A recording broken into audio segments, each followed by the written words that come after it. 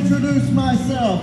I am your ringside pitch man, the best dressed man in all of professional wrestling, Donnie Harris here. And join me as always is the one and only Scott Sterling. Scott, say hi. Good, Milton, Florida. All right, I love these signs. Cameraman, get those signs. I've lowered my ears, but not my standards. Okay. That last line is questionable, Donnie. Yeah, I'd say so. All right, now Scott. We got a little tradition we've started here that we need to see. We need to see. You need a little help there, man? Getting old. All right, yeah. Well, hey, I'm 36 here in a few months, so you know, getting old ain't for wussies. But anyways, what is not old is the energy and the excitement that this crowd has. So let's see which side is the loudest. Okay, over here. Let me hear you. All right, how about this side? Scott, I might need you here over here. All right, this side, how are we doing? All right, give us a moment here. All right, middle crowd here tonight. All right, folks, we have a loaded card here for you tonight at CWF Conspiracy. And I hope this building is going to be able to contain it because El Matone is once again going one-on-one with the Southern Brute, Chris Mason. Absolutely, Donnie. This is going to be one heck of a fight. Not only do we have that, we have the golden one, Jay Blanchard and Elias AK-47. Yes, both men trying to climb their way up the ranks. Also, we have a Beat the Clock challenge with Kickstart My Heart and the Epiphany, Donnie. Yeah, more like the Enema, ladies and gentlemen, excuse me. They're having a Beat the Clock challenge. Whichever team can set the fastest time in a victory in singles competition gets to pick the stipulation for their tag team title match next month, August 15th in Crestview, Florida. Of course, we have that and a lot more action coming your way here tonight. But ladies and gentlemen, those of you that were here in the audience last month, in the main event, you saw something that you hadn't seen in 10 months. That is a figure coming through the crowd, coming into this ring, and well, laying down, and at least in his mind, some justice. I think you all know who I'm talking about. Milton, Florida. Please welcome to the ring, Rob Ocho!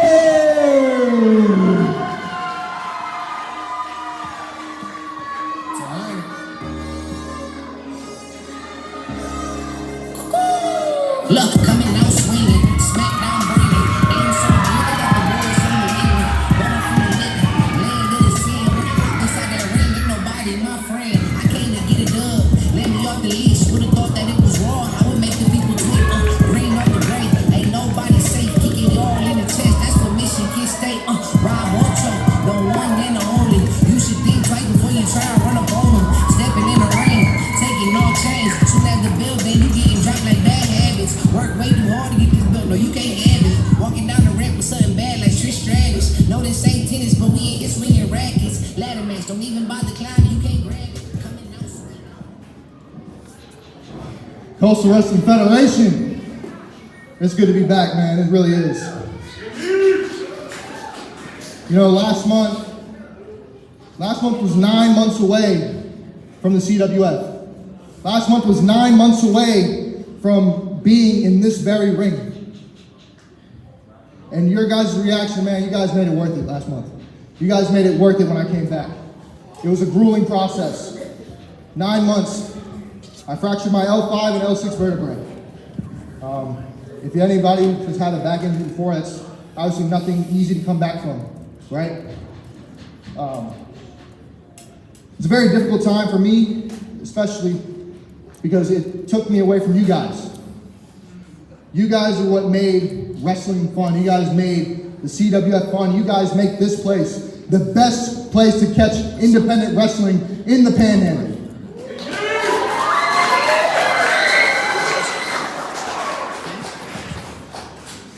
So really, I appreciate you guys a lot. From the bottom of my heart, it meant a lot for you guys to give me the reaction that you gave me. Truly, it really meant a lot.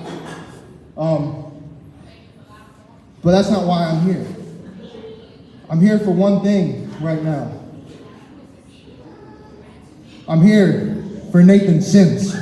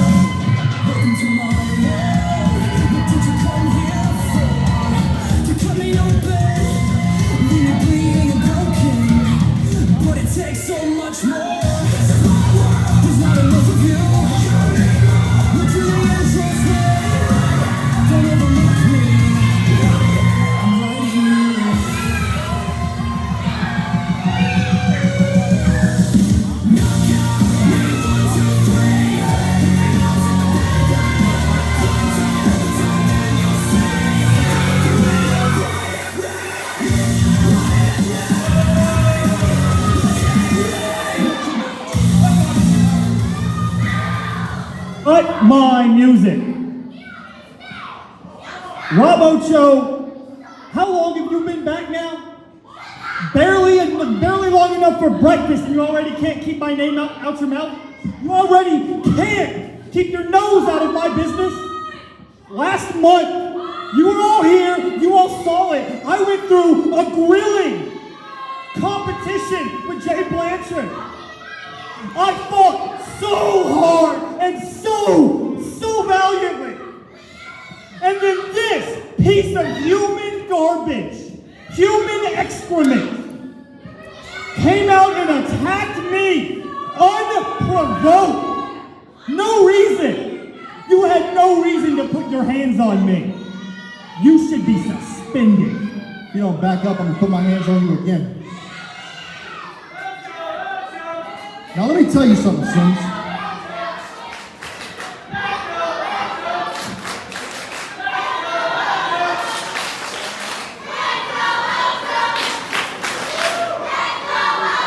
I wish you would all shut up.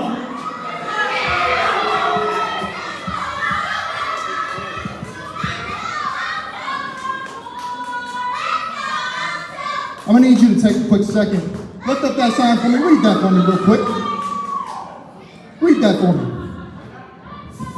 See, Nathan Sims, you want to call it unprovoked? If you don't remember, proving round 6, you gave me enough reason to be provoked. Nathan Sims, you are going to pay penance for what you did. Nathan Sims, you are going to pay for your sins. Who's gonna make me? I'll make you. And you know what? I'm gonna make sure that your mom knows.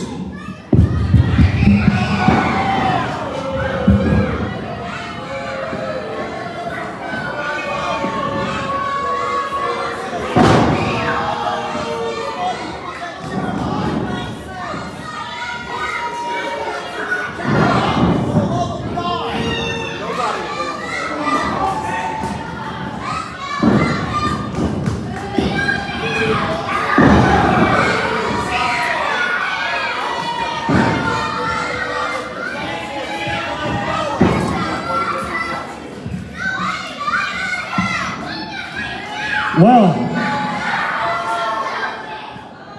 ladies and gentlemen, I was going to be gracious today.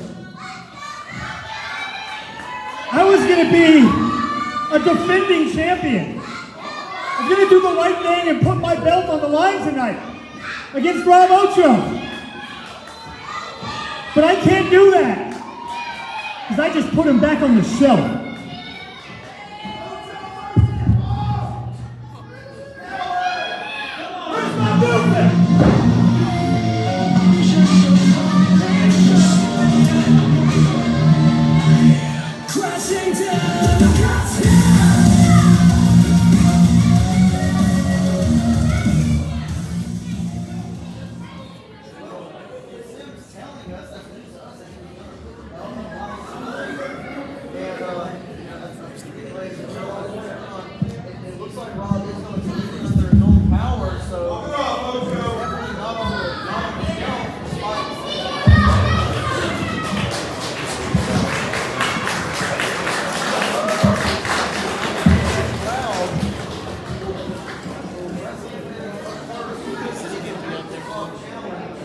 He's got one.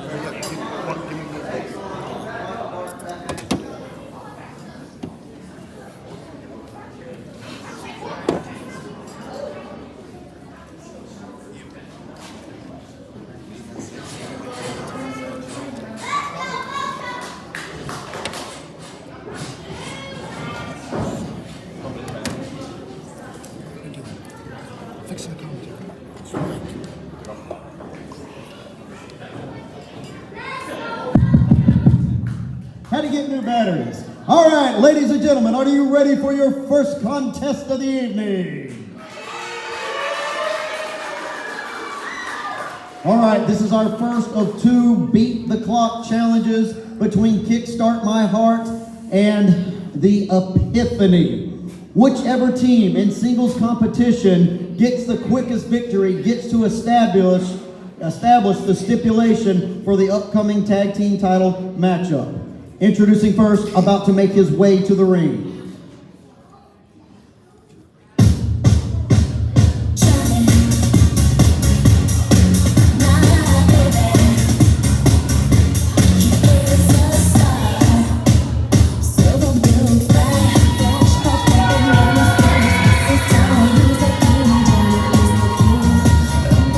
Being accompanied by Jerry on drumming, he is one half of the Epiphany and the tag team champions. This is the pop star, Johnny Romano.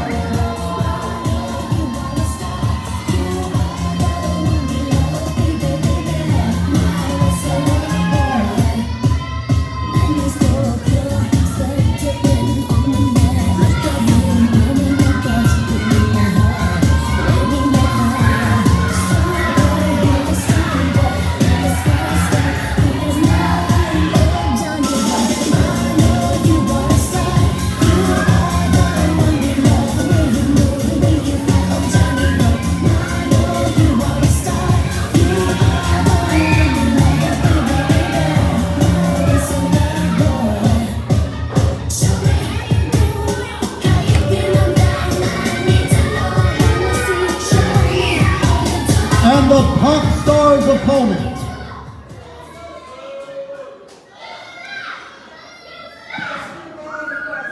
The arena shakes! The dojo awakens! We are Kickstart My Heart! He is one half of Kickstart by the Black of Jesse James, the former CWF World Champion, Mike Ho!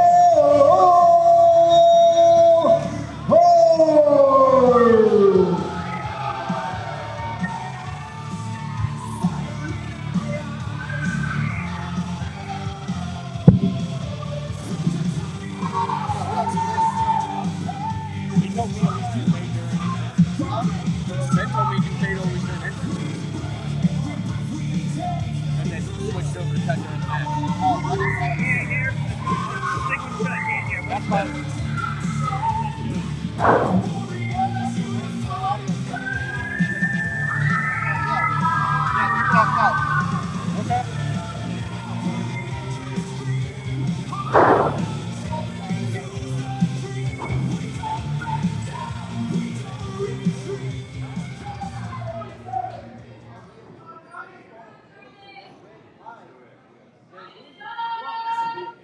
Johnny Romano and Harry on drumming, this is a one-on-one matchup, no drumming, no Jesse James.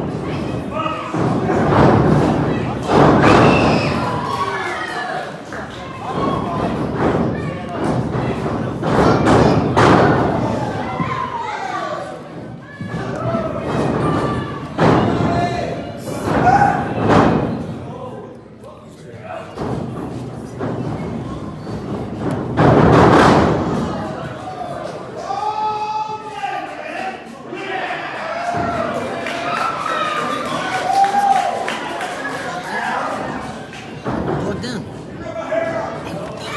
We're not plugged in. It's the black cord. It's the black cord with USB-C. Can you hear me?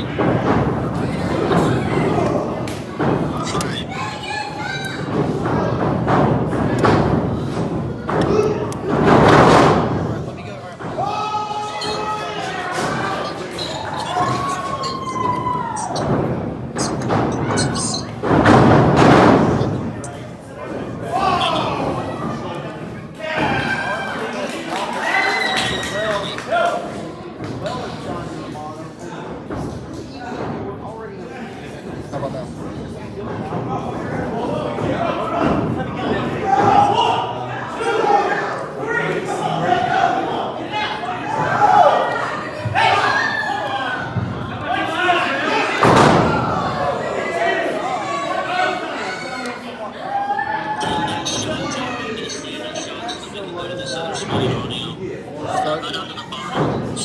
Stay on that shot, that's fine. Go down to the bottom. Yeah, it's only a built-in microphone. It's not picking up audio disconnect. It should sync up to microphone. It should say USB. Alright, let me tell him. I'll tell him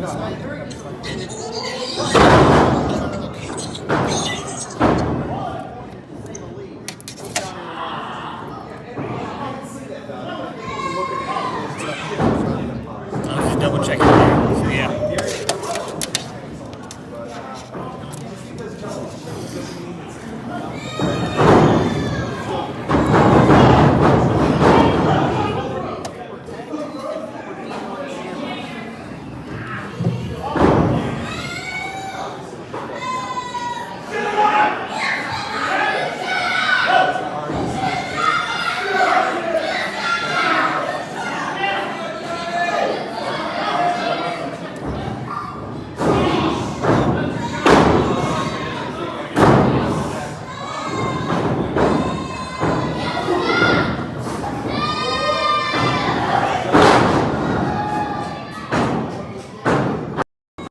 Kick out. Kick out.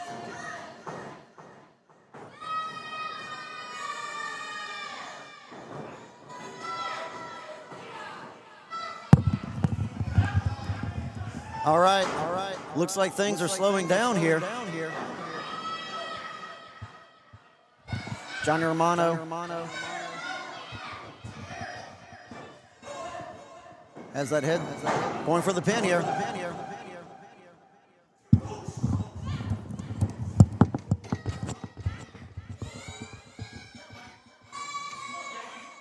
Johnny again with the submission on Hart. Yep. Hart was showing his ring awareness with his foot on the rope.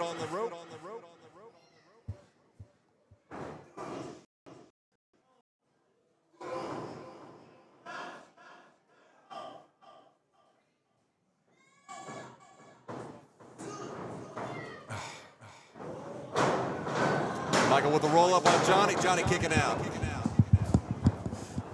Oh, nice armbar. Yeah, things are picking up.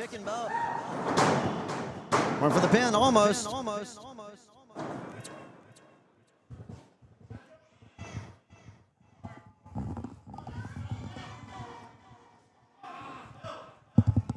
Johnny again has him in a submission.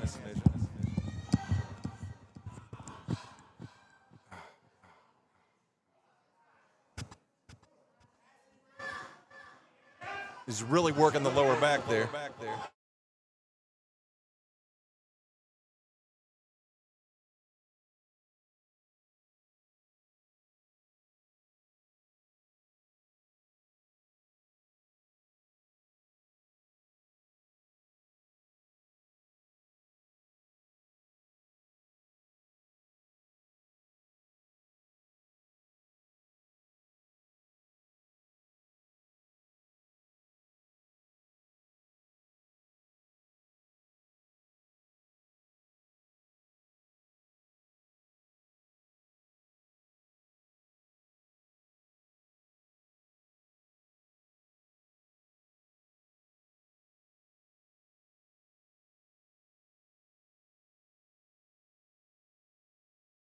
this match as quick as possible, but Johnny is really just taking his time here with these submission holds and playing loose with the rope.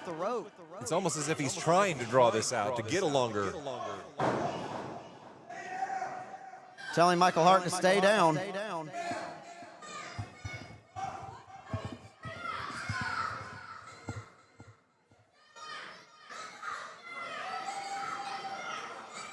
Yeah, Johnny Romano has pretty much taken. Oh, he wasn't ready for that. I was going to say he was in control, but it looks like Hart might be on the comeback here. Going to see what Johnny can do here. Block there. Oh, good strike there from Michael Hart. Blocking the strike, now strike again. And another. Hart is just delivering blow after blow. Missing there, Johnny Romano now. Oh, gliding right into Johnny. Johnny down on the ground. Michael Hart could win it here for his team. Running elbow there into the pop star. Throwing him into the corner. Good running European uppercut there, Scott. Yeah, absolutely. Oh.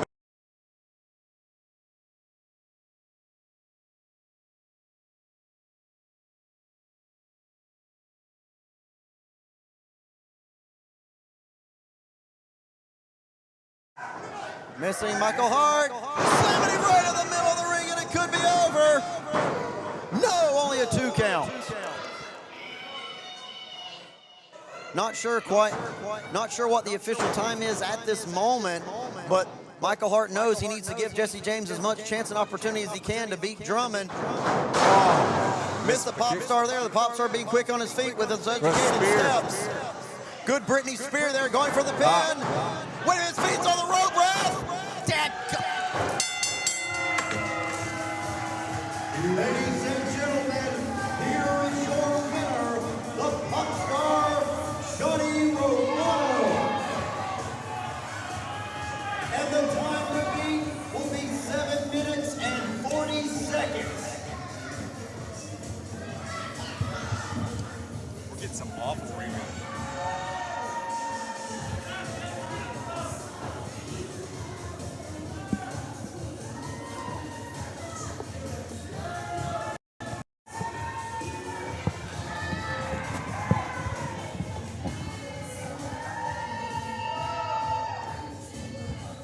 Well, you.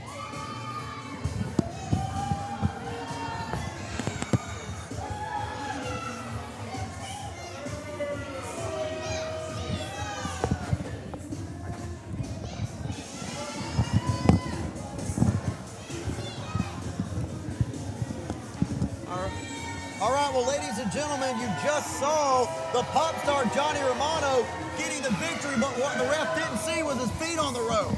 Now, he did not see that, but he can question the methods, but the pop star pulled it off again. Well, the time to beat for Jesse James and Darion Drummond is 7 minutes and 40 seconds. Should Jesse James be able to beat Drummond in less time than that, they will get to pick the stipulation. But if Drummond is able to hold out for 7 minutes there's and 40 a lot seconds, of ifs here, he Donnie. doesn't even have to win. The choice for the stipulation will go to the Epiphany. Well, up next, it's Manimal taking on Airman Banks. Okay.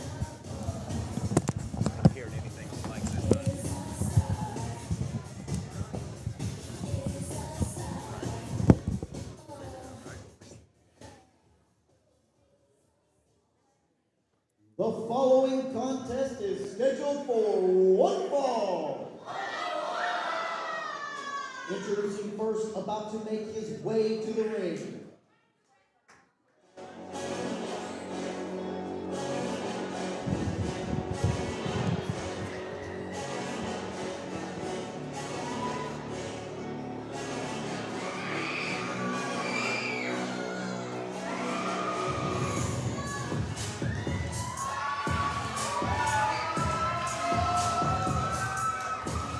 He is the ruler of the Manimal Kingdom, Milton, Florida.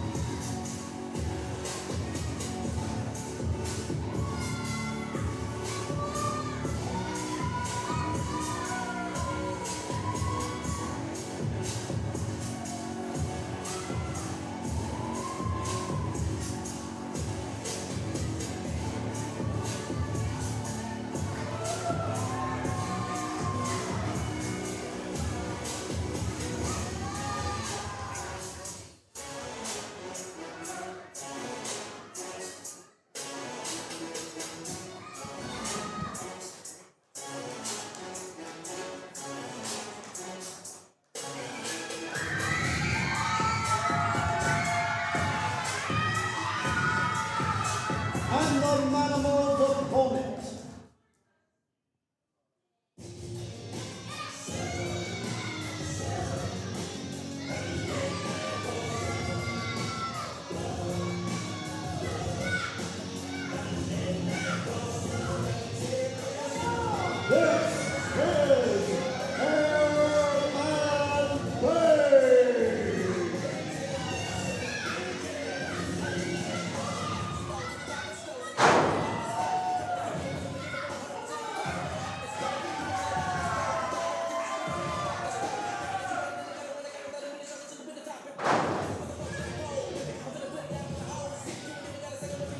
The last time we saw Manimal and Airman Banks was in a triple threat match against Briggs.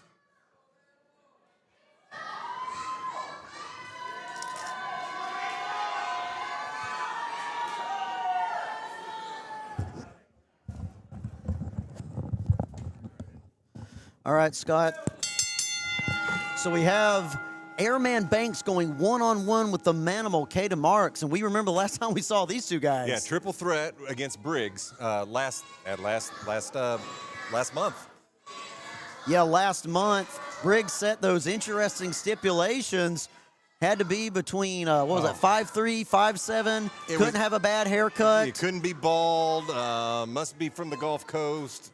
It was an interesting night, to be sure, and well. And conspicuous by who appeared was Chris Mason. Well, we'll be hearing from Chris Mason a little later. We will, but he definitely didn't fit the bill last month. No, he didn't fit the bill last month. So these two had a triple threat with Marshall Briggs, and Marshall Briggs, ever the tactician, spent half the time out here on the commentary table. He did. He kind of let them work the whole time, Donnie, and that's what I said. That just shows the smarts of Briggs. Yes, that's got a smart there from Airman Banks. Yes, it does.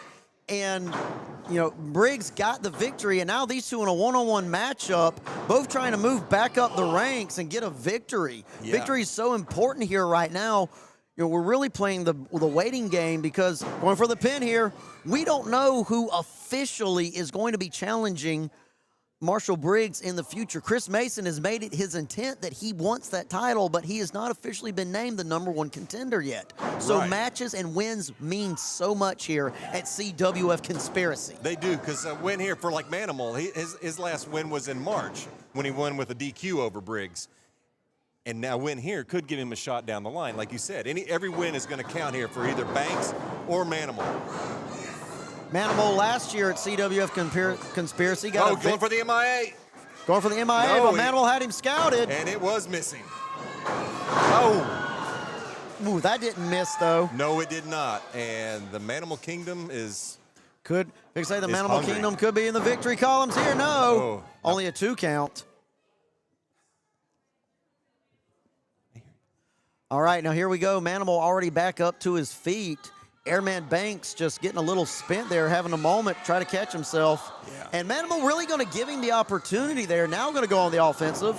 Took a moment there with that boot stomp to the breadbasket, not once but twice. Oh, and now to the head. Now a stomp on the head. He's doing more than trying to win. I think he's trying to incapacitate Banks at this point, Donnie. Oh, and to be fair, this is really nothing personal that Manimal, I think, feels for Airman Banks. Just Airman Banks just happens to be the opponent that's in the way at this point in time. I would agree with that, and we've seen that in the past with the Manimal, the way he goes after his victims. Stomp on the head there, victim indeed. Heck, if that stomp landed any harder, he could have put him out of wrestling for good. We don't want to see any more wrestlers shelved at this point in time. No, we do not. But he is going for the kill, Donnie. Going for the kill. If a man ain't conscious, he can't fight. I guess that is a strategy if you can't kick out if you're knocked out. Certainly indeed. Ooh, a stomp. And I also think a little bit of just hate and anger is fueling Manimal. Manimal going for the pin here. Banks able to kick out. Not hate and anger so much for Banks, but hate and anger for Briggs. Briggs made Manimal's life a living hell in the past. Beat Manimal for the D1 title, as a matter of fact. He has. A few years back. And Manimal would like nothing more than be able to grab that belt from Marshall Briggs. A lot of people want to grab that belt from Marshall Briggs. They do, and Donnie, the line is getting long for that belt, man. Yes, Now going into the sleeper hold. But what better way to get, if not, at least not first in line, second or even third, get a victory here? Absolutely, absolutely. And you said every win counts, every fight counts here. Everybody's hungry, wanting to get that from Briggs. And you mentioned the history of Manimal with Briggs. I mean, going way back. And you're right. I think a lot of this anger and this aggression that we're witnessing right now is probably tied to that. Well, as a certain wrestling manager once said on a certain series that you can see on a certain channel, hate is one hell of a motivator. Yeah, that it is, Donnie. And we're Right seeing now, a lot of motivation. well, that'll motivate you down to the ground. Yeah, Manimal's going to need a straw. And Banks able to grant himself a reprieve, albeit only going to go for the one for a second, going for the pin here. Manimal able to grab the rope. Very smart, very good ring awareness by Manimal. Knew where that rope was. And that just shows the desperation of Banks. He was so spent. He knew he hit the move. He knew he could go for the pin, but he didn't take a moment to calculate, oh, he's in the corner where he can grab onto the rope. He didn't see that. Manimal's there pointing, saying, hey, look, I see. I'm smart. Letting the crowd know that he is who he is, the tactician. Both these speedsters, these high flyers, these quick movers here have slowed down significantly here in this time of the match. Good forearm there for Airman Banks, but Airman Banks so spent, falling down on one knee. Manimal he was staggered by that hit, but he was able to find his reserves, Donnie. Came back. Both men now really finding their reserves, as you said there, Scott. Oh, and Manimal with a hellacious right. Banks may be down. Going to see what Banks is made of. Manimal wants to. Another kick to the ribs there. Manimal just been. He's going to have a hard time breathing now, yes. Manimal just been. Oh, come on now. Caden knew that wasn't. Oh, and the disrespect there. Manimal knew. I don't think Manimal really expected that to get the pinfall victory. He's just trying to get into the head of Airman Banks. He is right now. now. To say you're lower than my boot. Yes, he's playing mind games now. He's as a wild animal would be with their prey. He is playing with it like a cat plays with a mouse and delivering a message. Not only to Banks, but to whoever else is in the locker room looking at Manimal thinking they can come get a bit. Yeah, Drummond found out the hard way last year what happens when you try to come and get a bit from Manimal. You can see that match in our archive. The stomps there onto the back. What is it with everybody concentrating on the back here tonight? We can say we want to see wrestlers continue to compete here. I'm wondering if Marshall Briggs has stock in a wheelchair company or something, because everybody is taking it to the back today. Well, one stock that is lowering now is the chances for Airman Banks to get the win here. Now Manimal going to try to end it here. Suplex. Beautiful suplex from Manimal. Manimal going to go for it again. Yep. Oh. 2 suplexes in a row. Manimal picked up his second or third win. Are we going for 3 amigos? No. DDT. Vicious DDT onto Banks, and it's over. That was nasty. Manimal not going to waste any more time, Scott, here, going for the pin. Oh. No. Wow. How did Banks kick out of that? I don't know, man. He was dropped directly on his head, Donnie. I mean, that was a vicious spike that Manimal delivered. I almost just think it was the spasms where you see the elbow pads are coming off here. Manimal done playing with his food. He's coming in to eat is what it is. Yeah, Banks is spent. He kicked out, but I think it was more muscle memory than it was a conscious decision or thought. Ooh, there's a blow.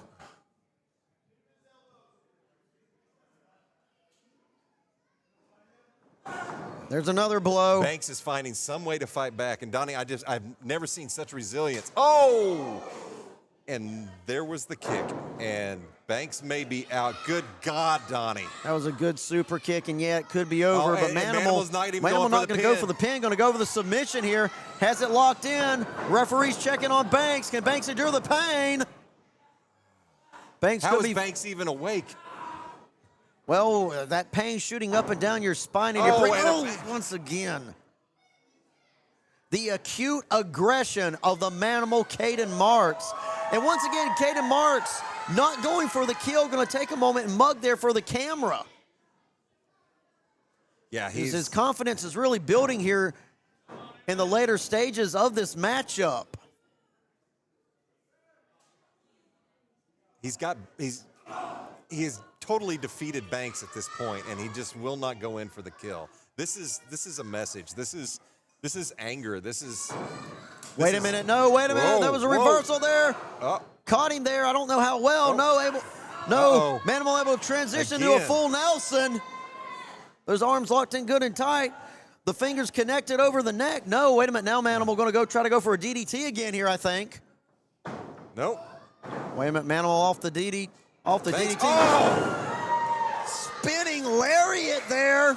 Nearly knocking the head I think that may buy off Banks of the Manimal. time that he needs to just dig in a little deeper. A My move God, of- where's he getting this? A move of desperation there. Got a lot of momentum on that lariat, but Banks is so spent. That back is hurt. The stars are spinning He's his able head. to get Wait in a for a minute. cover. Close the gap. No, Oh. a 2 count.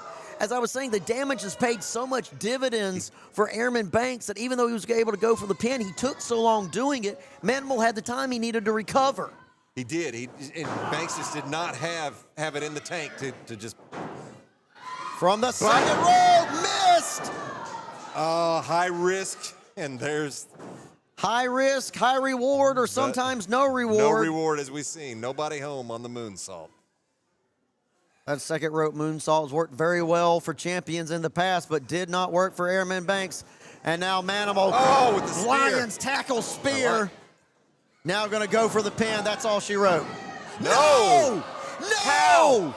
Do not count this airman out. There is the coin of Oh. Freddy. Still some air beneath his Banks wings. is out of the ring. Somebody needs to get medical over there and check on him now. Has till the count of 10 here, and really Manimal looking around trying to figure out where he went. Manimal has a choice here. He can pursue, or he can just Yep, try to he's win by going after count it. out. We He's know going to pursue. Manimal is definitely going to go. Oh, Stomp on the outside. and he is bringing Banks right back in. Manimal not wanting a count out victory here. Wants a victory on his own terms. Another kick. Manimal going to try to end it here. Oh, Wait a minute, no reversal. Oh! Planted right in the middle of the ring by Airman Banks. Airman Wow. Banks almost rolling to the outside. Caught himself there on that bottom rope. And now Banks back up to his feet. Banks pointing to the sky high. Oh. The Airman about to get some air. Taking risk. Manimal's right in the crash zone. Oh, Swanton connecting beautiful. Oh, man. But that Swanton, when it connects, it does damage to you as well as to your As opponent. evidenced by how long it's taken him to get over Yeah, there. but did he get, but is it Is it enough? enough? Yes! It- Yes, it is! My God. Ladies and gentlemen, here is your winner, Airman Banks.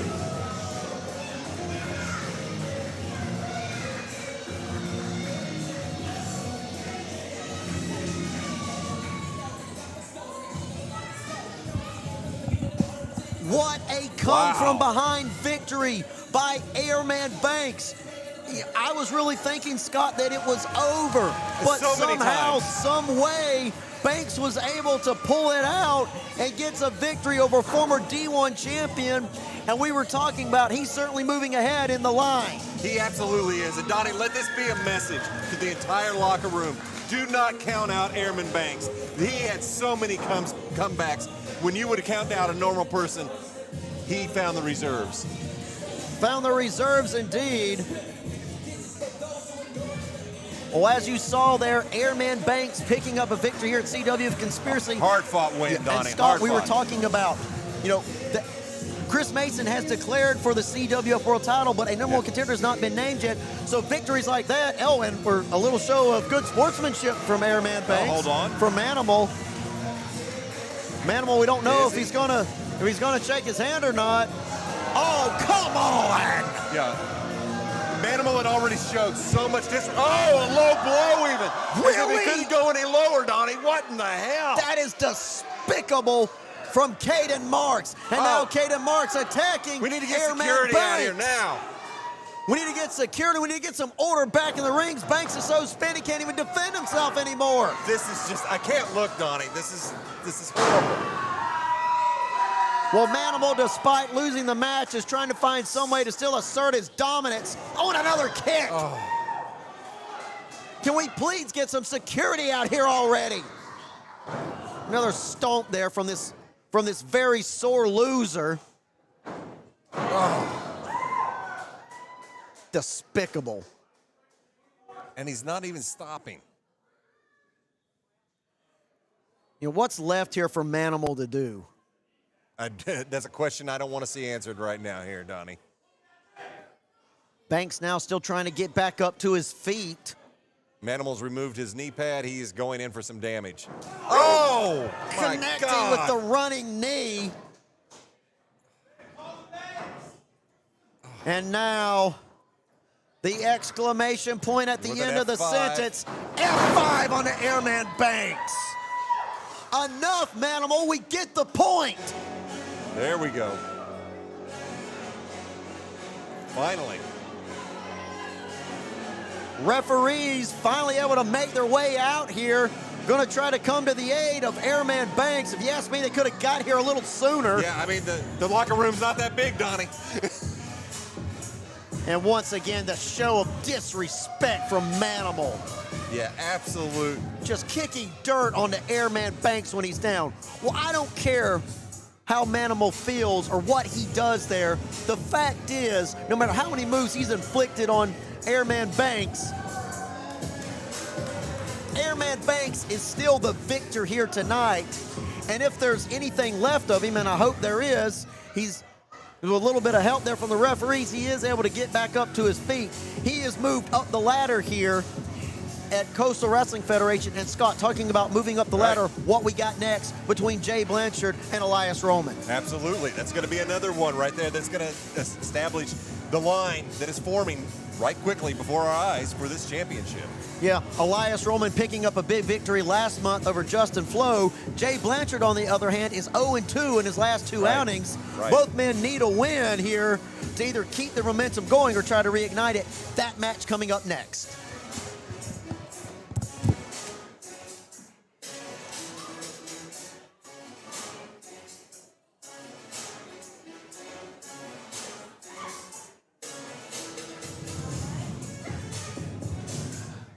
The following contest is scheduled for one fall. Introducing first, about to make his way to the ring.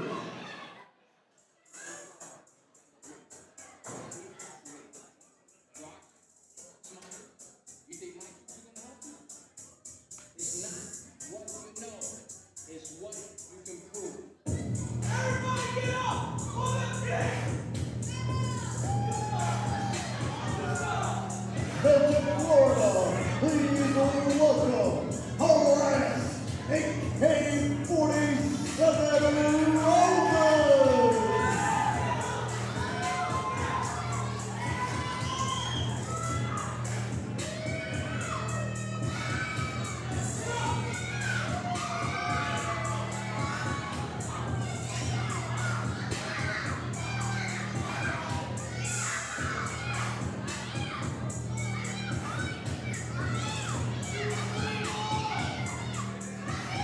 And the Roman's opponent.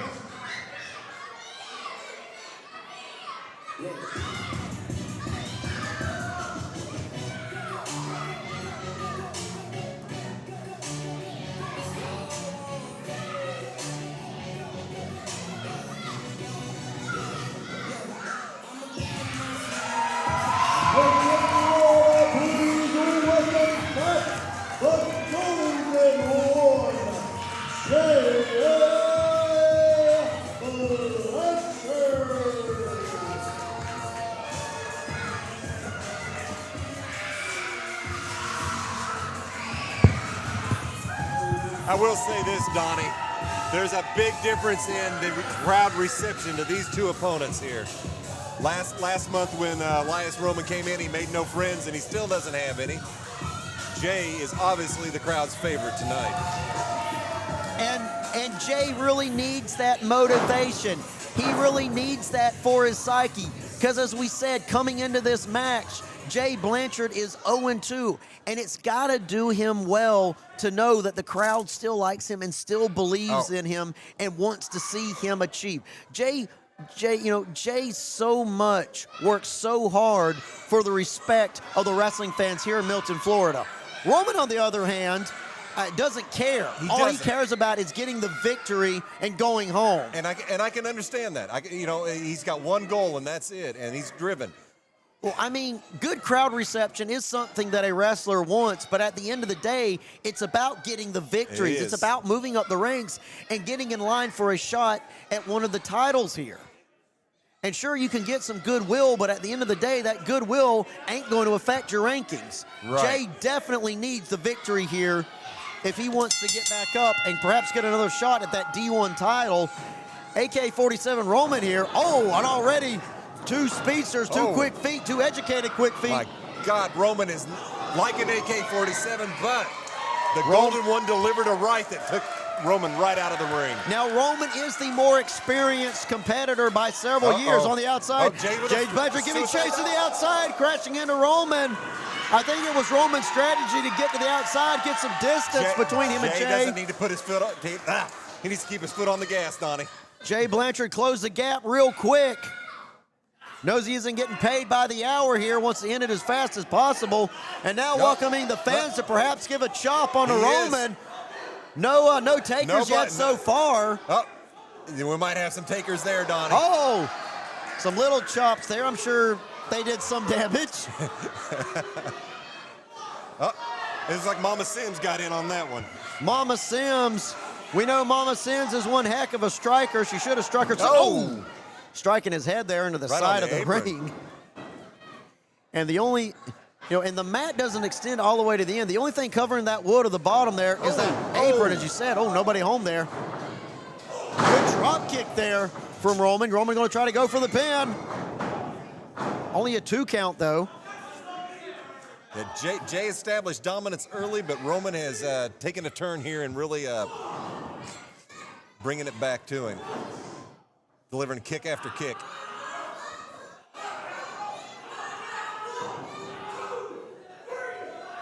As to the count of 5, Roman so far 1-0 here in the Coastal Wrestling Federation.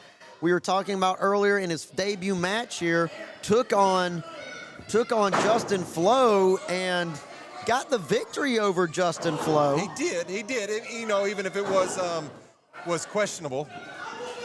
I'm gonna say, there was some outside interference there, if you will, or some non-outside interference, if you will, but still, some interference. Flo lost the match. Roman got the victory, moved up the ranks. Jay is just on fire tonight, Donnie. Grabbing him right by the hair. That fire just got snuffed. That gold might be fading here. No. Golden one able to kick out. And that's just the experience of Roman coming into play. He has the same type of moveset as Jay Blanchard, so he knows how to neutralize it. He knows when they get to moving fast, grab him by the hair, stop the momentum, and now keep it nice and slow. Slow it down.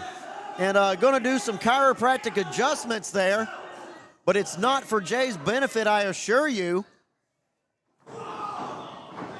Muscle and bone can only stretch so far. Now hanging him out to dry there on the middle rope.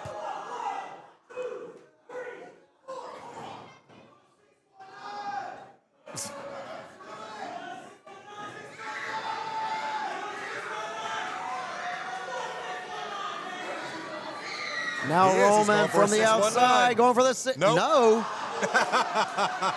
It's a fake out. Fake out into a kick to the face, a boot to the head.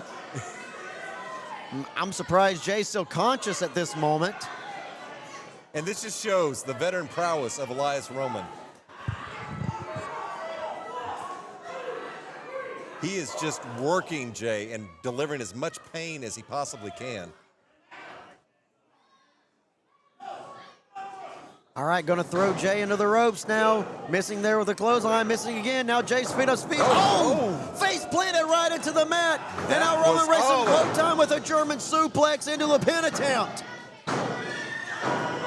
Was it a 3 count? Was it a 3 count? Two. No. Referee is assuring us it's only That a 2 was count. 2.99. 2.99. All it takes is 3 seconds. But some damage has been done. Scott, if you'll notice, Yeah, Jay is Jay's reaching neck there for is- the neck there. I think Elias has made his point clear and done what he set out to do. And that is not only win, but destroy whoever's in his path. And he has been delivering damage to Jay. Elias here with a similar mentality to Manimal Cade and Marks. Ooh. Oh, Another come fake on. out. Now he's playing with him. You're right, just like Manimal. Snapmare now. Oh. Really just switching on a dime here. You would think he was going to go for a knee in the back. Instead, just doing a sleeper hold. He's being very unpredictable, and I think that's what has Jay. Since, like you said, they're both similar styles. They know what the other one's thinking, what they're going to possibly do. And Elias is taking it to the ground. Taking to the ground indeed, and if you'll notice, neither of Jay's arms, despite being close to the ropes, can grab that bottom rope or middle rope to try to get a rope break. No, you see him reaching out for dead air there now. Elias is keeping him away. Elias knows all too well what could happen if their rope break happens and Jay Blanchard is able to get a little bit of air back in his lungs. Jay, there is still some life in Jay. He is moving. He's working his way up. Jay there with some elbows to the breadbasket, to the sternum. Good jawbreaker there. Jay from the second row, but getting caught. He got caught. Jay up on the shoulders trying to come up with something. I don't know what that was, Donnie, but I don't think it went the way it's planned. Whoa, tried to roll him up into a pin, but instead perhaps going to get pinned here. Oh. No! And we talk about same move set, same type of offense. Even though Roman right now is arguing that it should have been 3, Roman knew what was coming and knew how to contort his muscles to get a counter. But yes, this is going to count. This is going to cost him. The more time he gives Jay Blanchard to catch his breath and rub that pain out of his neck. I think Jay is coming up. Jay's coming up here. Not enough. Not enough there. He is in the danger zone. Roman out. Gun fingers. Oh, nobody there. Oh, he's got an injured left knee. Injured left knee. Could it pay for Jay Blanchard? Jay Blanchard now scooping him up, slamming him down into the pin. Could it be over? Whoa. Yes! Oh, Another 2.9. Referee even telling us it was this close. It was so close. But I don't think Jay cares. I don't think it matters. He's back up on his feet. He has the vertical base advantage. Roman now back up to his feet. Mitzi with the clothesline. Good clothesline from Jay Blanchard. Up high there, not once but twice. And now Jay closing the gap once again. 3. Oh my God.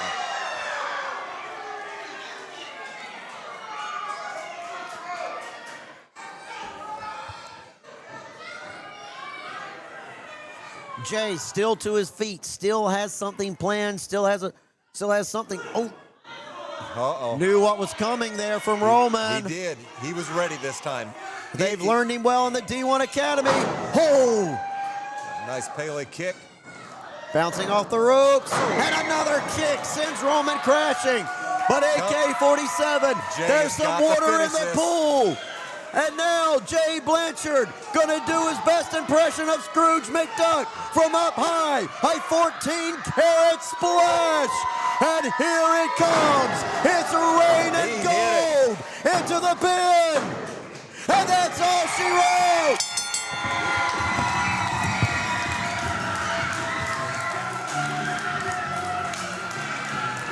Oh, sorry.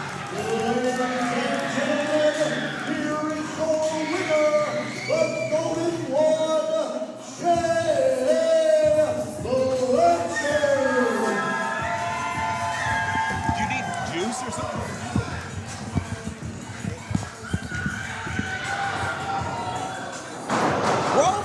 Roman, though, just like Manimal, attacking Jay Blanchard. We've got nothing but sore losers here tonight. I was getting ready to say this is a night of sore losers. And this crowd certainly not pleased with the antics of AK-47, just like they weren't for Manimal, Cade, and Marks. But now Roman going to give a reprieve, if you will, here from Jay. I mean, I don't know, Donnie. Jay was already hurt. He's holding his neck. He's broken down. And this is just another night of a sore Well, loss. Roman going to show a lot more restraint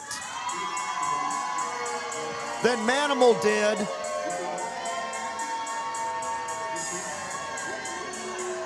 But still, whether he likes it or not,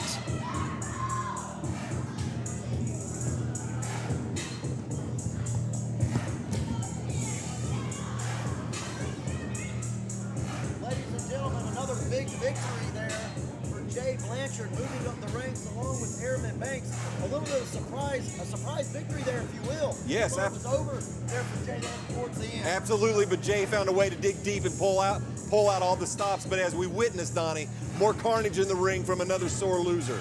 We talk about carnage coming up later. It's going to be Elemental once again facing off against the Southern Blues, Chris Mason. But right now, we're going to be going for a short intermission. Oh, and ladies and gentlemen, do not forget our next show. August is 15th. August 15th in Crestview, Florida. Tickets are going to be going on sale soon. We'll see you in a little bit.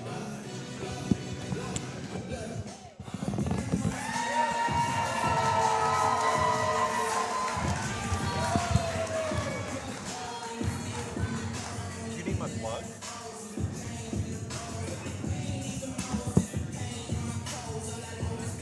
All right, ladies and gentlemen, are we having a good time here at CWF Conspiracy? All right, well, this time we're going to be taking a short intermission here. Merch tables are open, concessions are open, and do not forget CWF Maple. Our next event will be August 15th in Crestview, Florida. Be sure to check all our social media pages for updates on that event. Once again, we will be back with intermission in just a little bit.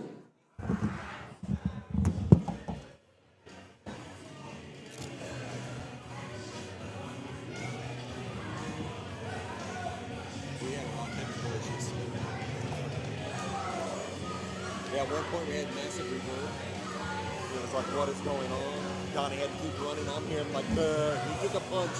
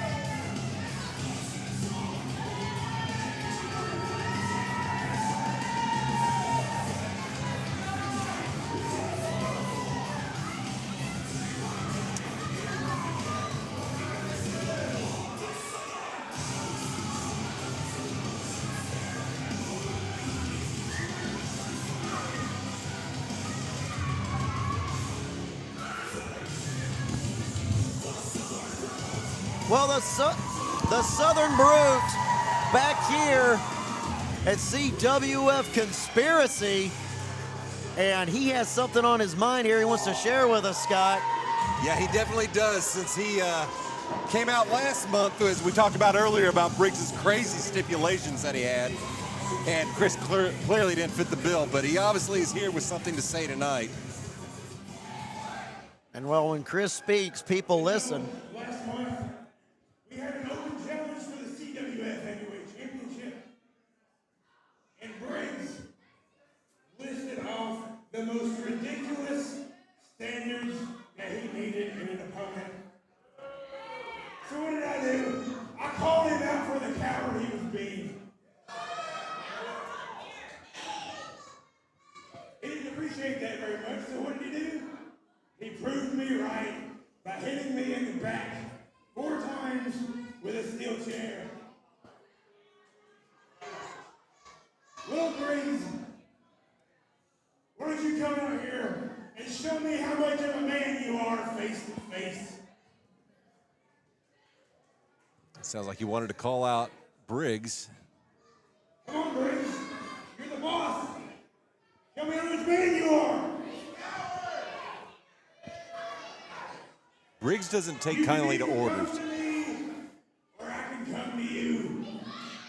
Well, when you're the boss, you're more used to giving them. That is true. So how Yes, is I'm he? coming to you, Briggs. Oh, And wait a minute. we've got a video response here, Donnie. It's beautiful up here Where is he? on top of the mountain. And that's just something that you don't know much about, is it, Chris Mason? You see, I know you're there in Milton, Florida at Conspiracy, in the middle of my ring, calling out the CWF World Champion. But the fact is, Chris, I'm not there tonight. Because after my hard-fought title defense last month at Voltage, I did what any self-respecting champion would do, and I gave myself a hard-earned, well-deserved, much overdue vacation to a tropical paradise.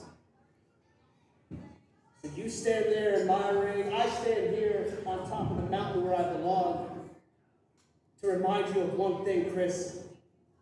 You don't call the shots. I call the shots. We don't do things on your terms. We don't do things on Flo's terms. Everything happens on my terms. This is the era of savage justice, as you learned last month. So Chris, best of luck tonight against El Maton. It sure would be a shame if something happened to you tonight. But don't worry, Chris. If you do happen to end up the same place that Justin Flo is, wherever the hell that is, don't worry. Your CWF World Champion is holding it down. Chris, this is something you're never gonna have. Just like this view, on top of a mountain, on top of the world, being the absolute best. Because you're Chris Mason, and you're just not that good. So Chris, best of luck tonight. I'll see you in August.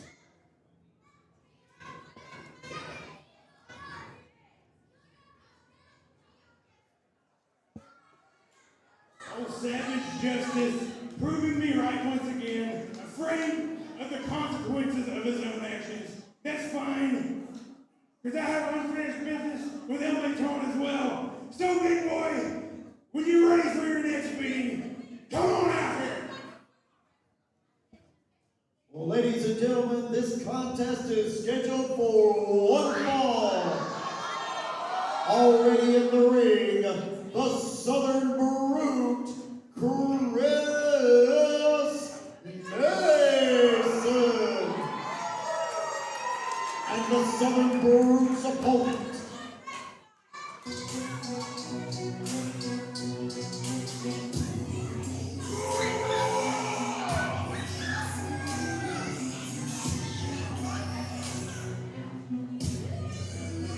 He is becoming known as the hippopotamus of humanity. This is El Matón.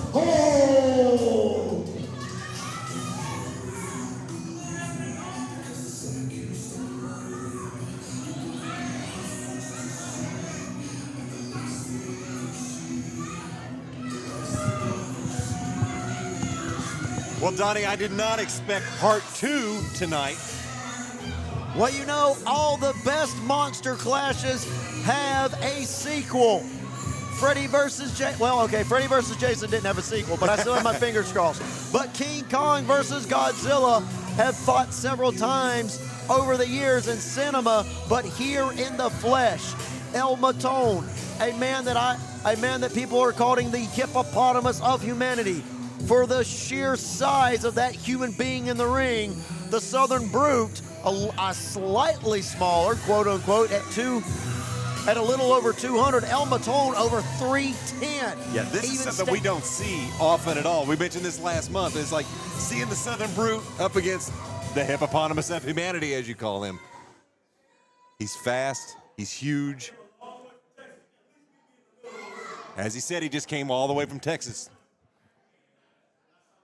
A wrecking ball meeting a stone wall, and a shove there from El Matón, and a shove there from the Southern Brute.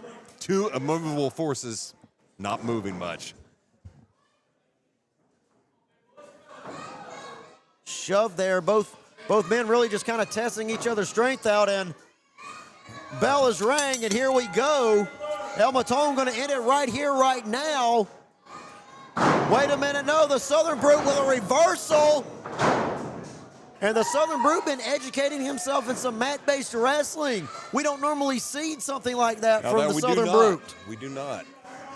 The strategy's normally pretty simple. Pound him into the ground, go for the pin.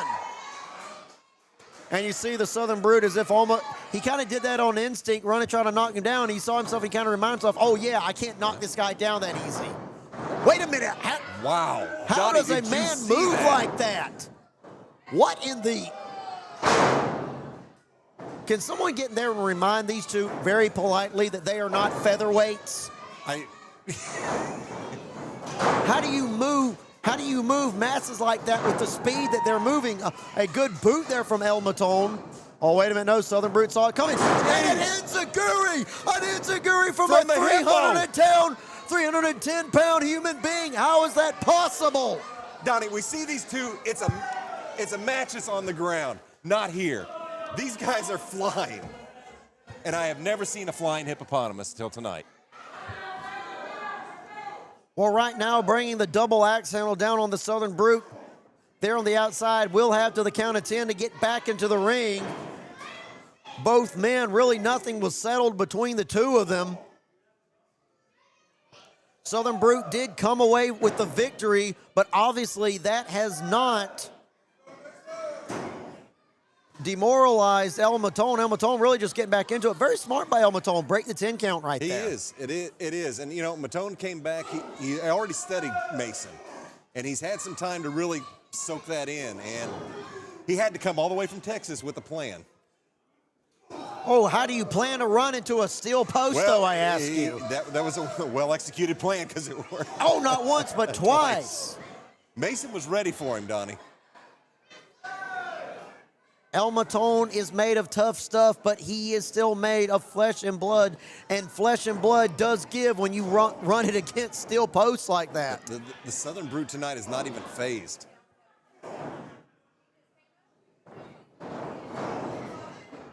Got him into the corner now, and now the Southern Brute running spear into the corner there.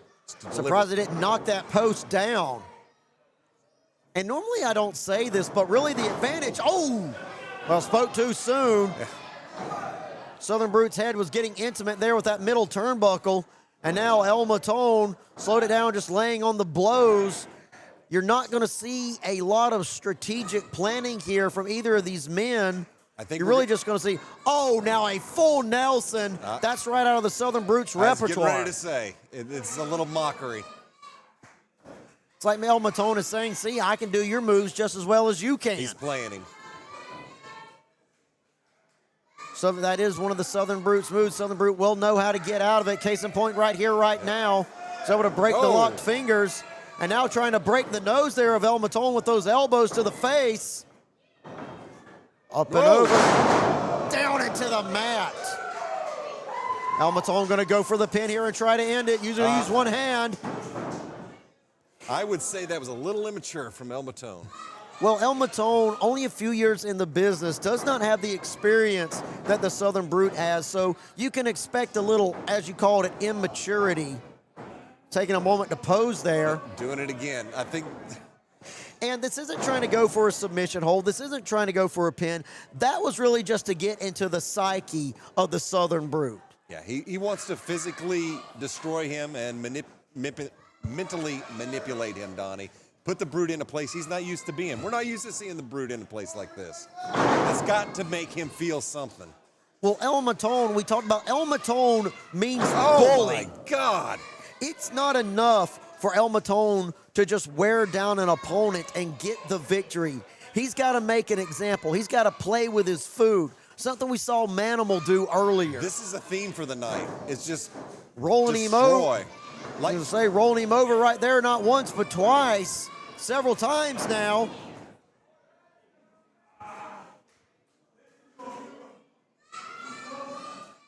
Things have really slowed down in the middle of the ring here. This is to El Matón's benefit. I think this is the speed that. Well, really rolling the Southern Brute down on the ground, that's really just trying to wear him down. Right. You know, like a death roll that you'd see in the wild when a gator grabs hold of you. God forbid a gator ever grab hold of you. We got a lot of them here in Florida. True that. Also got pythons now, but that's another story. Southern Brute. Caught like a small child. Slam down. Power slam from El Matón. And El Matón again. And you see, once again, El Matón not immediately going for the pin. Is going for the pin now. He didn't go for the pin. He had to take those few seconds to jaw jack to the camera, and that gave the Southern Brute the time he needed to get his foot on the rope. Now, the real question is, will this be his downfall? Will this cost him, or is he using these mental mind games on the Brute to his advantage? Well, we saw it. We've seen a reoccurring theme here with AK-47 and Manimal, where, you know, these guys are playing with competitors who they think they have an advantage over. Although in this case, I'd say El Matón does, just throwing the Southern Brute around like dirty laundry. Like yes. He's lining up the Brute. I would not want to be in the front of this, Donnie. Oh, and nobody home. Nobody home there. The Southern Brute didn't want to be at either end. Oh, my God. Beautiful release, German suplex there. Jeez. My back hurts just watching that. From Chris Mason. Wasn't quite as beautiful as some others you would see, but it got the job done. He hit every bit of that. That, unfortunately, he's taken a lot of punishment. I mean, that's over 300 pounds he's suplexing. Let's see you at home try and do that. It's not happening, Donnie. Now both men right back in the middle of the ring trading blows. Chris Mason, last time here at Conspiracy, was involved in a gauntlet match that was won by Johnny Romano. So wants to get a victory here at Conspiracy. And really, he needs a victory. We've been talking about how important wins are. Chris Mason has made it, known that he wants to challenge for the title, but the only way he's going to keep some validity on that challenge is if he keeps doing things like that and racking up victories. There you go. Damn near took Matón's head off. And that's a big block to knock off the shoulders there. Holy cow. And he's getting up. El Matón back up to his feet, staggering there. Southern Brute trying to pick his moment. Oh! Buster onto El Matón. Good God, Donnie. Chris Mason now stomping the ground, stomping the mat, trying to get some blood flowing, some energy going. Taking a moment here. Giving an invitation there via hands gesture to El Matón, saying, come on, man, I got something for you.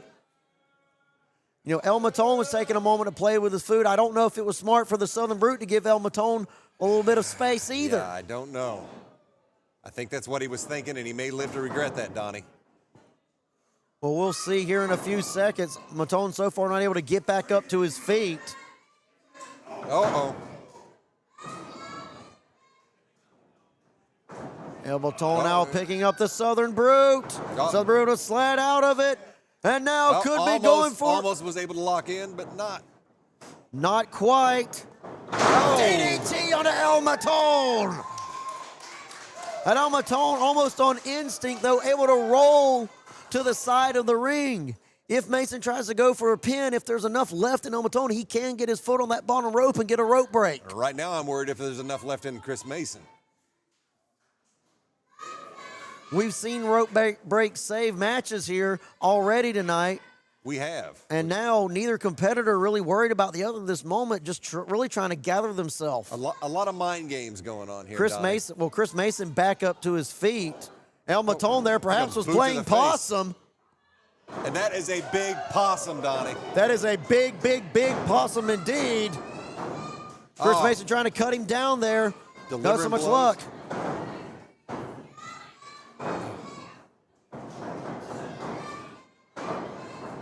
In a battle of brute strength, that head getting intimate with the turnbuckle once again. El Matón now perhaps just trying to search in his mind here. Okay, how do I end this? How do I put the brute down for good? And I think he's found the answer. Running Bulldog!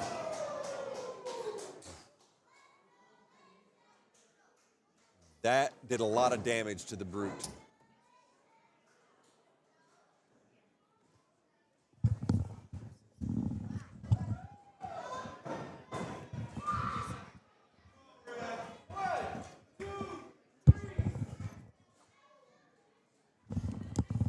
All right, here we go. Southern Brute trying to get back up to his feet. Laying in the blows now to El Matón. Bouncing off the ropes. Oh!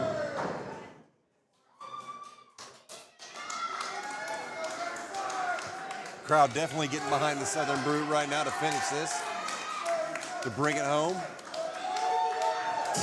Wait a minute, wait a minute. Whoa, whoa, whoa, whoa. Well, that's Briggs' music, but I don't see where Briggs is at. We thought he was on vacation.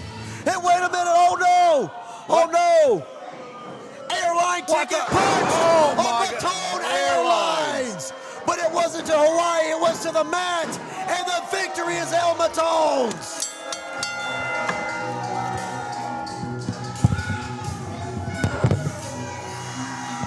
Ladies and gentlemen, here is your winner, El Matón!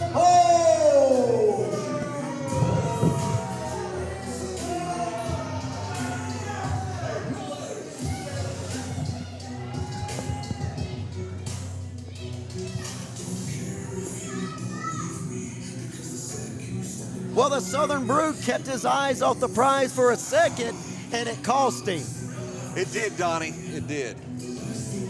That was all El Matón needed to finish that deal. We talked about mind games. The CWF World Champion playing mind games with the Southern Brute. Southern Brute took his eye off the ball for a moment, caught a ticket from El Matón Airlines, but it wasn't to Hawaii or anywhere nice. It was to the mat for the 1, 2, 3. Matón picking up the victory. Yeah, my real question is, Donnie, who's in league with Marshall Briggs who triggered that? Because he is not here. We saw him on a mountain. So, well, talk about things to win. Up next, the time to beat is 7 minutes and 40 seconds. Whoever, we can say, if Drummond can keep that time, or can exceed that time in the match, they get to pick the stipulation. But if Jesse James can get the victory and others in under 7 minutes and 40 seconds, then Kickstart My Heart get to pick the stipulation for the tag team title match coming up soon. Right. But coming up soon, that singles match up now.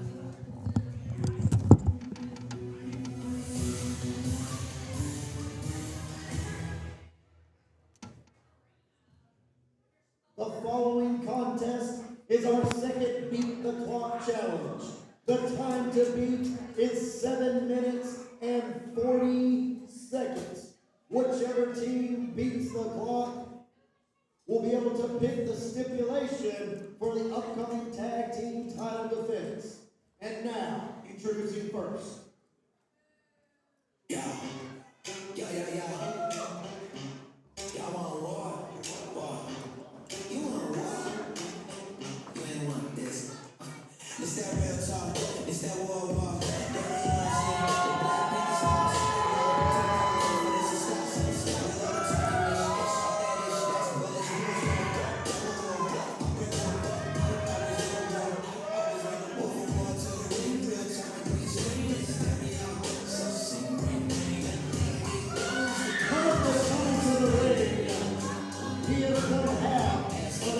CWF Tag Team Champions. This is two-ball greatness, carrying on Drummond.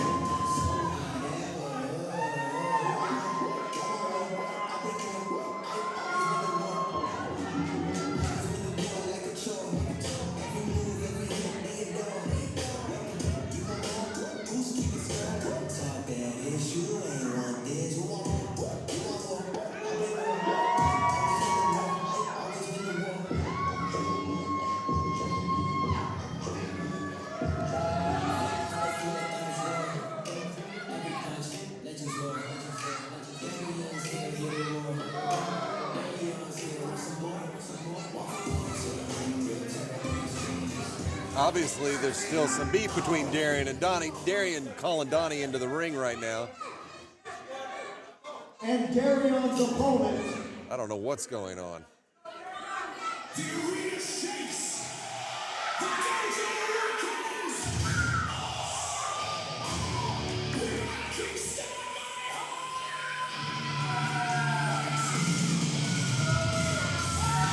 is coming tonight by Michael Hart. He is one half of Kickstart My Heart. This is the Moonlight Jesse.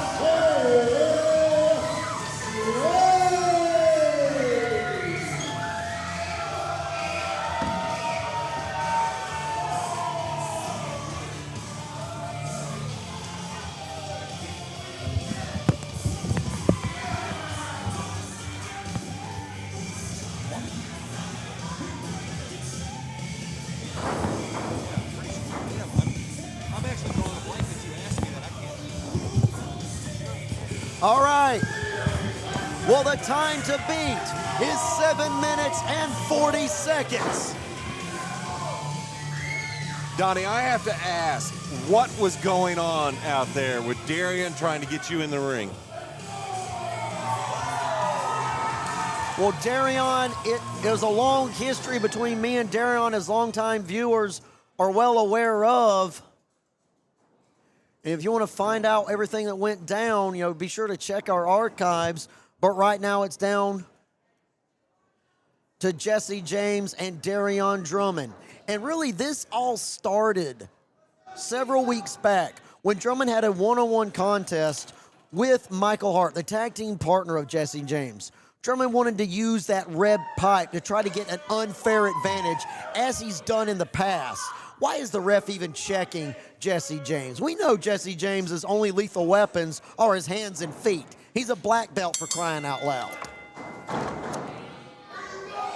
Educated in several martial arts, and even Darian Drummond, by going to the outside, is showing that he respects the striking power of Jesse James. He's aware of it.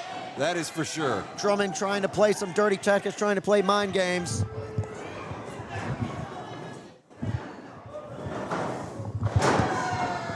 Going for the pin here. Able to kick out. As we said, 7 minutes and 40 seconds is the time to beat. Was set in the match earlier tonight. Next month it's going to, whoever wins this, going for a submission here. This is not where Darian needs or wants to be, that is for sure. Jesse James dragging him to the middle of the ring, keeping him away, showing his ring awareness, and really putting the pressure down on his arm right now. Wait a minute, but Darian Drummond trying to counter into a pin. Delivering some nasty blows. Trying to do some ground and pound there. Darian Drummond is somewhat educated in mat-based abilities, but he prefers to brawl. Case in point right there. Almost getting the pin there, not quite. As we said, 7 minutes and 40 seconds is the time to beat. And Jesse James turns that right around into, looks like a very painful submission. Really working the arm on Darian. Oh, Darian grabs the rope, gives him a chance for the rope break. James backs off. As we said, 7 minutes and 40 seconds. Darian playing possum right there. Hanging him out to dry. That's going to work it. Just trying to play mind games with the black belt, Jesse James. And really, Darion does not have time for this. He doesn't have time to be chased around the ring. He doesn't have time to play with his food. Whoa. He's got less than 7 minutes. Oh, could be over right there. Going for the pin. 1, 2, no. As I talked about the striking power of the black belt Jesse James. He's going for the submission here, but if that strike landed flush, Darion Drummond would have been knocked out and this match would have been over. And Darion knows that. He knows to be so careful of Jesse James. Landing right in the middle of the ring. That he does. And showing his ring awareness like Jesse James as well. Holding him there in the middle, keeping him away from the ropes. Drummond wants to do everything he can to maintain that advantage. That 5 minutes remaining in this matchup. Oh, and Jesse was able to work his way over to the leg break on the rope. Now we should mention, with how these rules are set on this Beat the Clock challenge, if Jesse James does not get the victory that we're talking about in 7 minutes and 40 seconds, then it will be the Epiphany that get to pick the stipulations for that upcoming tag team title defense. Absolutely, and I would say that would be the last thing that Jesse James and Michael Hart want is the Epiphany picking the stipulations. Donnie, you've experienced what it's like to have stipulations put on from the Epiphany. Holy cow. So a slight amendment to what I said earlier there, now that I really think about it, Drummond doesn't have to win this. He just has to eat the clock down. Yes, and I think that's what he's doing, Donnie. Russian leg sweep, going for a pin attempt. Jesse will have to beat the clock. Drummond's got to run it. And that's... Drummond now with some ground and pound once again, laying in those forearms onto the head of Jesse James. Jesse James, you saw he's trying to get his hands up, his arms up to protect that cranium. Well, if it's anybody that knows how to waste time, it's Darion Drummond. He wasted 3 years of my life here at the commentary booth. So he knows how to waste times in more places than the ring, so. Oh! Darion going to try to win it here. Only a 2 count.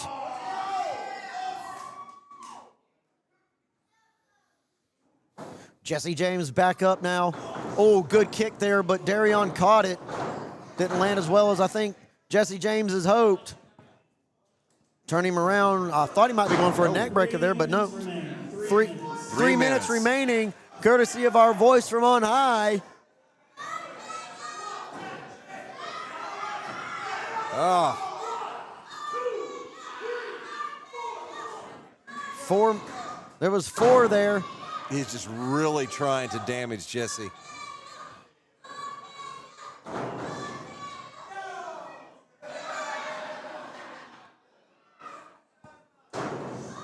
Laying in the blows there. Once again, Darion Drummond constantly drilling to the back of the neck, the lower. As I said, I thought Drummond would want to try to go for the win, but he's, like I said, just trying to waste time. Just trying to eat the clock out. Michael Hart lost the first match. Time was set by the winner, Johnny Romano. Now Drummond going to try to go for the pin. Only a 2 count. 2 minutes remaining. 2 minutes. Jesse is going to have to turn it on. If Jesse James is going to do something, he's better do it now.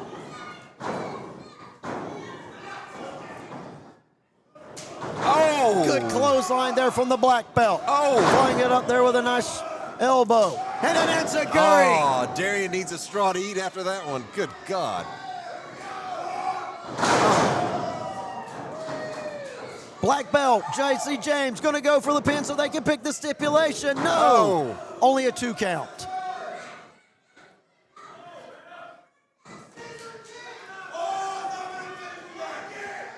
Uh-oh. Pushed him into the ropes, missing with a clothesline. Up and over. Whoa. Oh, look at that. Has the submission locked in good and tight. Just He could effortlessly. be over here for the Epiphany. Will Drummond tap? He's in trouble. Darion is... Jesse James trying to scooch him right in the middle of the ring so he can't get a rope. 60 seconds remaining. He is in a bind. Drummond going for the pin attempt. No. Oh, missed there. Kick. Oh, roll going up. for another pin. 3 count. Ring the Ladies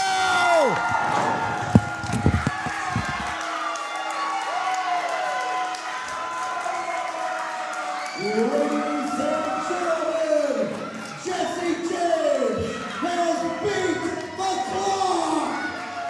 Therefore, Kickstart My Heart will be picking the stipulation.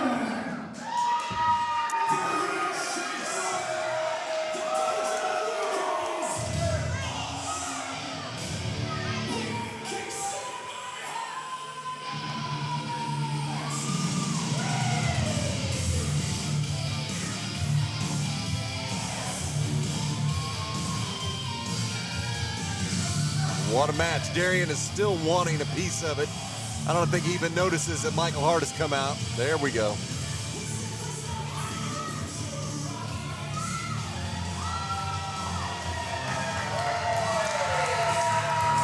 And there we have it. A big round of applause for Kickstart My Heart. And ladies and gentlemen, I have just been informed that concessions are 50% off at this time.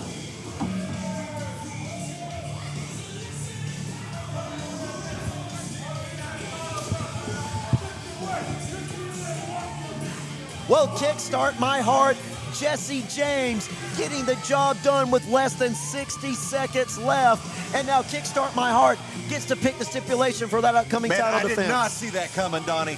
This is going to be really interesting to see what they do, because all this time we've seen the epiphany, Darian and them with their stipulations. Now, I think karma may come back to bite them. I have just been informed from my sources, August 15th in Crestview, Florida is the next CWF show, and I have just been informed that the world champion Marshall Briggs will be in attendance then. So his vacation will be over, and I can only imagine what Briggs have to say, especially what after just happened between El Matone and the Southern Brute. Yeah, I have a feeling that the Southern Brute is in for a visit when Marshall Briggs makes his return, that's for sure.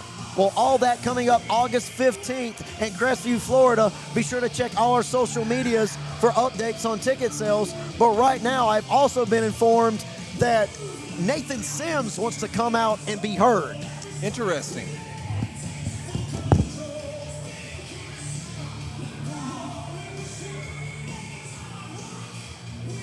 All right, ladies and gentlemen, I've just been informed in my headset that at this point in time, the D1 champion Nathan Sims would like to come out and share a word. So at this time, please welcome the knockout Nathan Sims.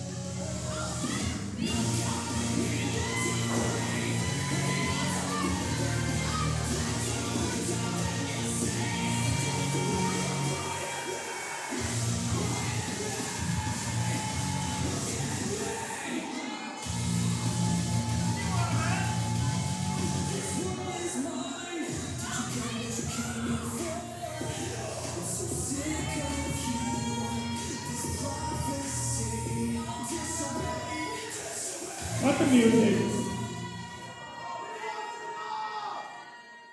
As you can see, I came in ready to fight.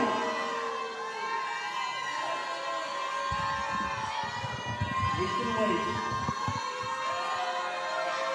We can wait. Well, Sims came out here to say something, but I don't think we're going to be able to hear him over this crowd. Now, the crowd doesn't care what Sims has to say.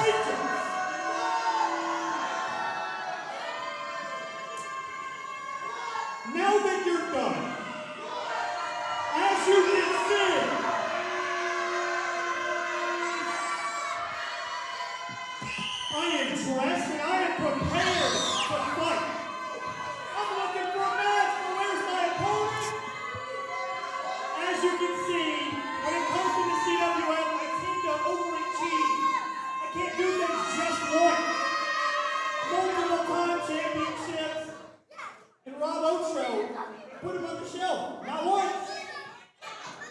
but twice.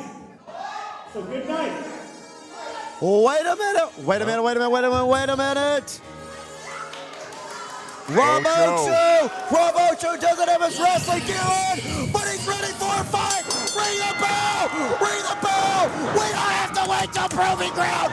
Rob Ocho is here to enact vengeance on Nathan Sims. And he is not letting up, Donnie, just blow after blow.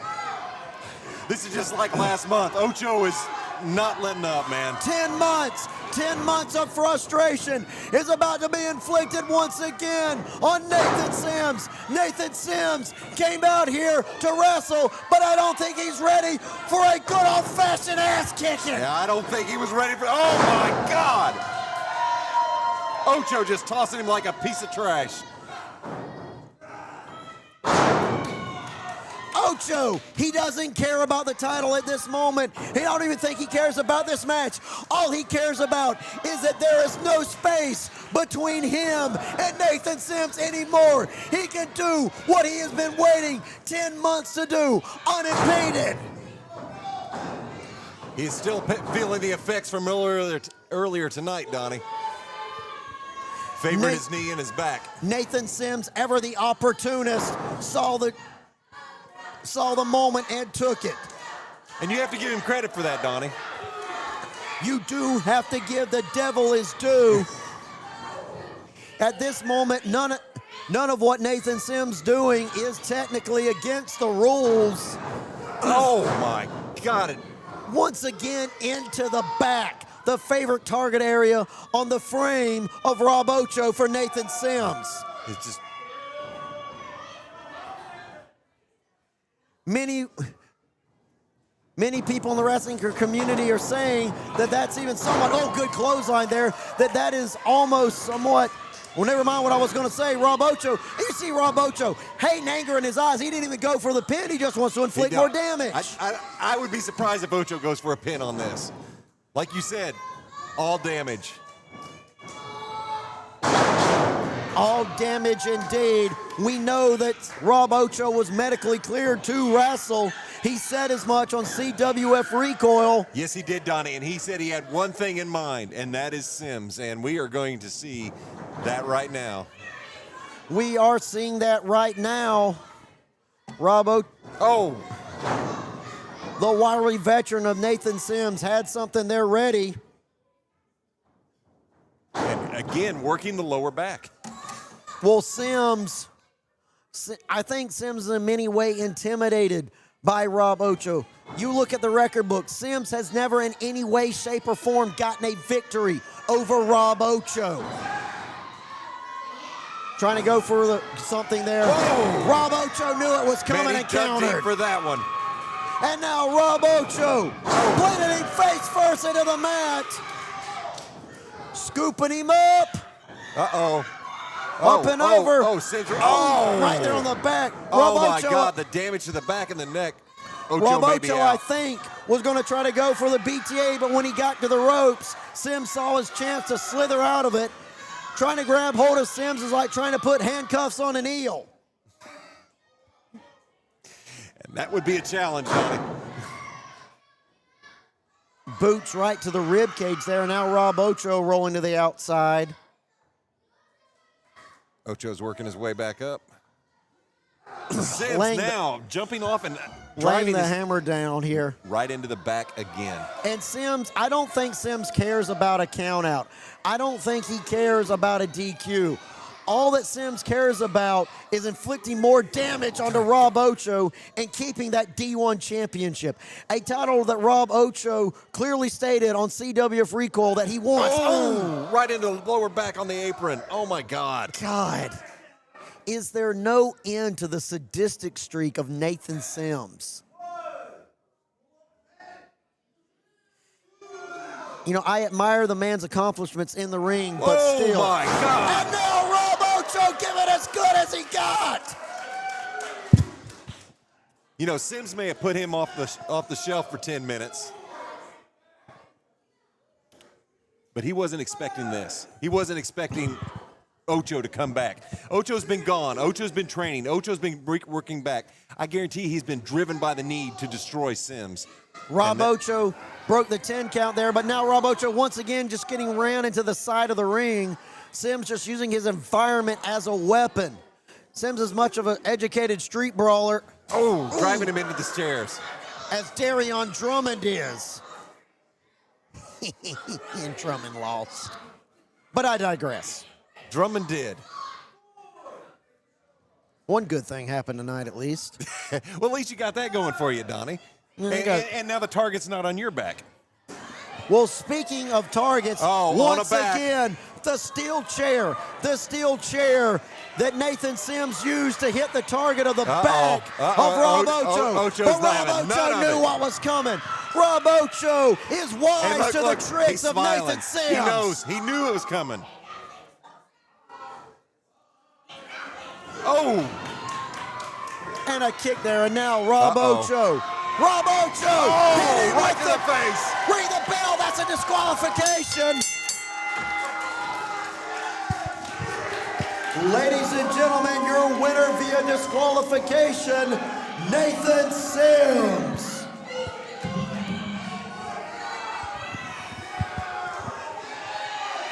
You know, I think that hate and anger is clouding the judgment of Rob Ocho. Rob Ocho right now only has one goal, and that is to end Nathan Sims. And wait a minute, the referee stopping Rob Ocho, and Rob Ocho striking the referee. Oh, no. That referee was trying to save Rob Ocho from making a very huge mistake. Oh. And now Rob Ocho getting intimate with the knee of Nathan Sims. I would say things have went horribly wrong for Rob Ocho tonight. Hold on.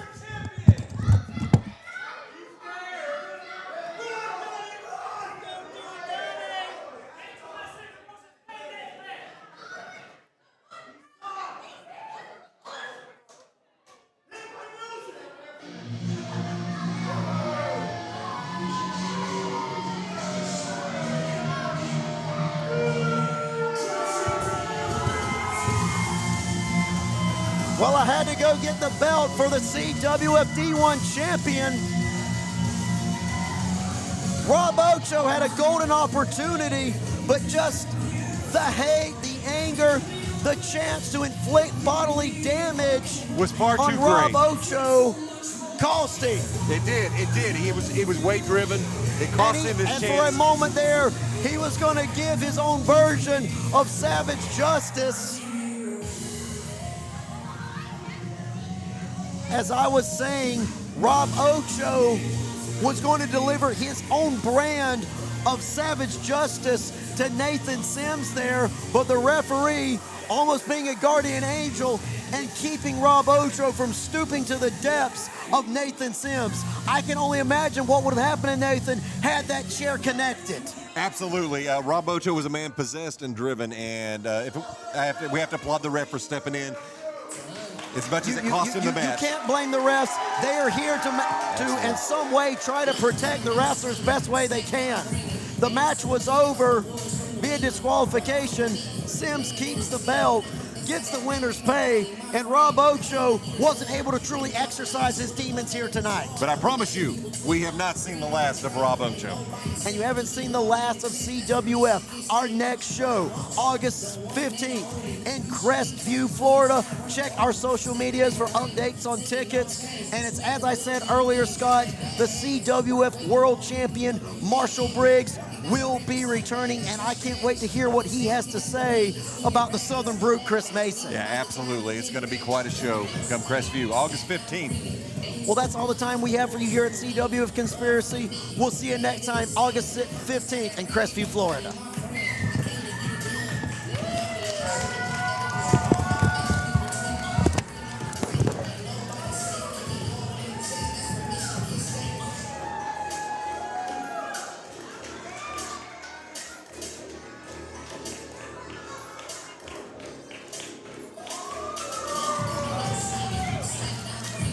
All right, ladies and gentlemen, that does it for CWF Conspiracy. Have you been thoroughly entertained tonight? Because hold on to that excitement. Because do not forget, August 15th in Creston, Florida, CWF will be back. And I have just been informed that Marshall Briggs, the world champion, will also be back as well. Be sure to check all of our social medias for updates on tickets. Do not forget 50% off a concession for everyone here at the CWF. He's Scott Sterling. I'm your ringside pitch man, Donnie Harris Jr. Be sure to like and follow us. Be sure to check and retweet our live feed. And do not forget, new episodes of CWF Recoil will be uploaded to our YouTube page. We hope you check it out.